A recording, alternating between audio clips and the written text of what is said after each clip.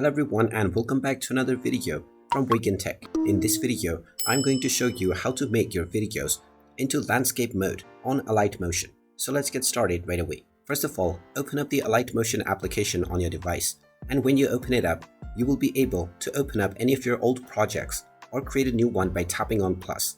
When you tap on the plus button, you will see various different options that you can set for your project. Now underneath your project name, you will see the aspect ratio.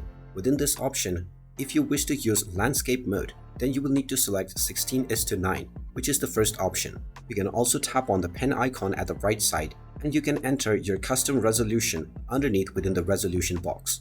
After choosing 16:9, you can tap on the Create Project button, and this new project will be created with your chosen aspect ratio. You can also open up any of your old project and then tap on the gear icon at the top right, which will also show you the same options.